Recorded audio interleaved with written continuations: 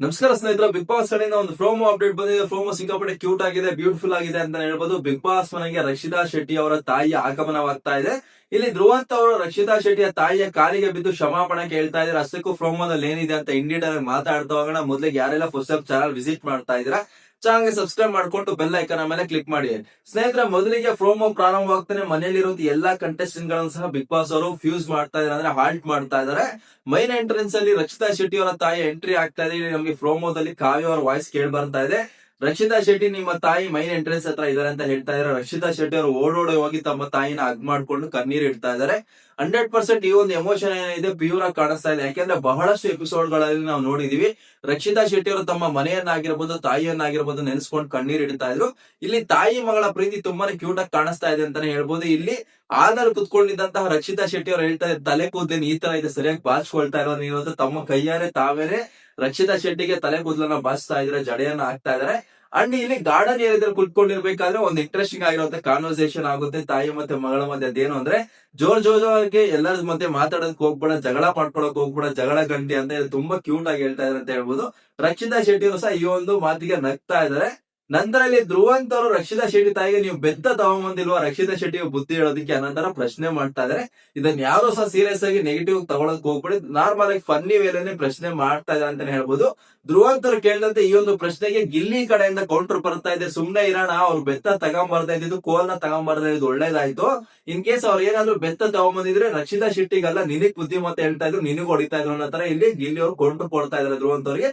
ತುಂಬಾ ಫನ್ನಿ ಆಗಿ ಜಾಯಲ್ ಆಗಿ ಎಲ್ಲರೂ ಸಹ ಇದ್ದಾರೆ.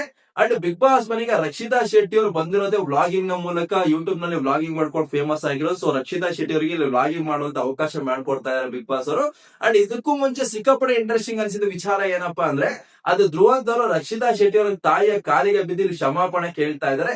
ಇಲ್ಲಿ ಬಹಳಷ್ಟು ಜನರು ನಿಮ್ಗೆ ನಾಟಕ ಅನ್ಬೋದು, ಇಲ್ಲಾಂದ್ರೆ ಡ್ರಾಮಾ ಅನ್ಬೋದು. ಬಟ್ ನನ್ನ ಕಡೆ ಯಾವ ತರ ಕಾಣಿಸ್ತಾ ಇದೆ ಅಂದ್ರೆ, ಮೇ ಬಿ ರಕ್ಷಿತಾ ಶೆಟ್ಟಿ ಮತ್ತೆ ಧ್ರುವಂತ್ ಅವರು ಬಹಳಷ್ಟು ದಿನಗಳಿಂದ ತುಂಬಾ ನೆಗೆಟಿವ್ ಆಗಿ ಒಬ್ಬರ ವಿರುದ್ಧ ಒಬ್ಬರು ದೂಷಣೆ ಮಾಡ್ಕೊಂಡು ಬರ್ತಾ ಇದಾರೆ.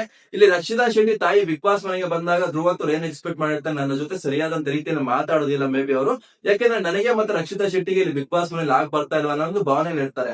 ಬಟ್ ಬಿಗ್ ಬಾಸ್ ಮನೆಗೆ ಬಂದಿರುವಂತ ರಕ್ಷಿತಾ ಶೆಟ್ಟಿ ಅವರ ತಾಯಿ ಧ್ರುವಂತ್ ಅವರ ವಿಚಾರದಲ್ಲಿ ತುಂಬಾ ಚೆನ್ನಾಗಿ ನಡವಳಿಕೆ ತೋರಿಸಿ, ತುಂಬಾ ಚೆನ್ನಾಗಿ ಮಾತಾಡಿದ್ರೆ ಸ್ವಲ್ಪ ಮನಸ್ಸಲ್ಲಿ ಬೇಜಾರಂತೂ 100% ಆಗುತ್ತೆ.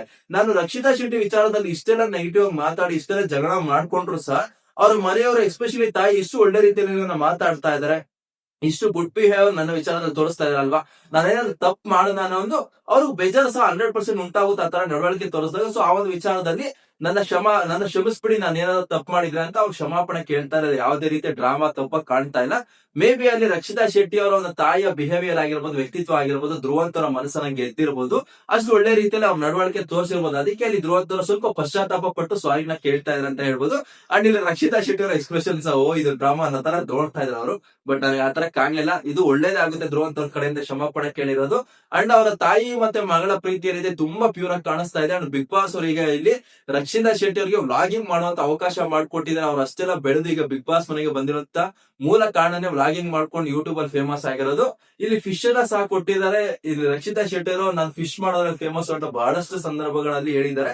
ಸೊ ಇಲ್ಲಿ ತಾಯಿ ಮಗಳಿಬ್ರು ಸಹ ಮನೆಯಲ್ಲಿರುವಂತ ಎಲ್ಲಾ ಕಂಟೆಸ್ಟೆಂಟ್ ಗಳಿಗೆ ವ್ಲಾಗಿಂಗ್ ಮಾಡೋದ್ರ ಮೂಲಕ ಫಿಶ್ ನ ಮಾಡ್ತಾ ಇದ್ದಾರೆ. ಎಲ್ಲರಿಗೂ ಸಹ ರುಚಿ ನೋಡ್ಸೋಣ ನಮ್ಮ ಒಂದು ಕೊಡಗಿನ ಸ್ಟೈಲ್ ನಂತರ ಇಲ್ಲಿ ಅಡಿಗೆನ ಸಹ ಮಾಡ್ತಾ ಇದ್ದಾರೆ. ಸೊ ಇವತ್ತಿನ ಎಪಿಸೋಡ್ ನ ನಂತರ ರಕ್ಷಿತಾ ಶೆಟ್ಟಿ ಅವರು ಮತ್ತೆ ಕಮ್ ಬ್ಯಾಕ್ ಆಗ್ತಾರೆ, ಅವರ ಒಂದು ಆಟಕ್ಕೆ ಮತ್ತೆ ಪೋಸ್ಟ್ ಸಿಗುತ್ತೆ ಅನ್ನೋ ತರ ನನಗೆ ಪ್ರೋಮೋ ಅನಿಸ್ತಾ ಇದೆ.